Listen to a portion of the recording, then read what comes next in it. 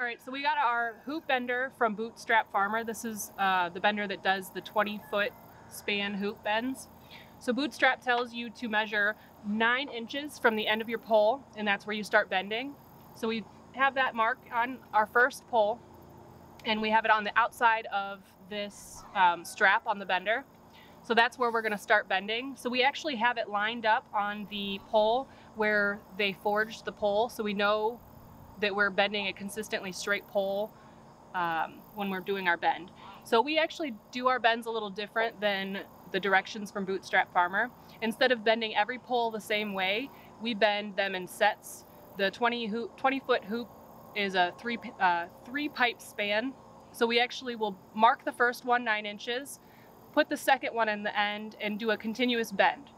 We also, when we make that connection and we do a first bend and we slide it on the bender, we actually make a line between the 2 pipes so that we know how to line them up and connect them in the future.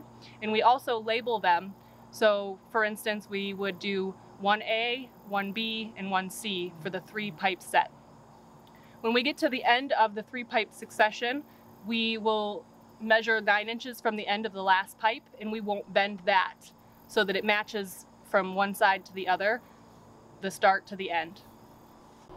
The hoop bender comes with the hoop bender and the pipe for finishing off your bends. It's a heavier gauge steel. So this is our bending setup. We have our bender screwed down onto a couple of pallets that are actually screwed together, and we put those on. We have wooden sawhorses that we built. We have those, and we actually have a pallet down here that is screwed to the sawhorses so that I can act as a counterbalance weight.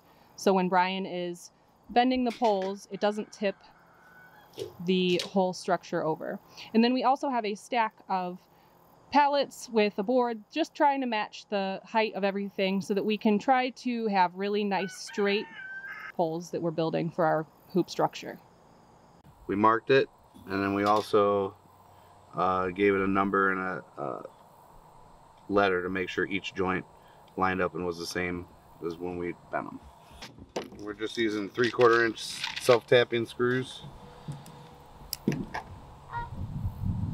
So Brian's double checking all of the hoops that we bent, making sure that there's a mark 9 inches from the end on all of them.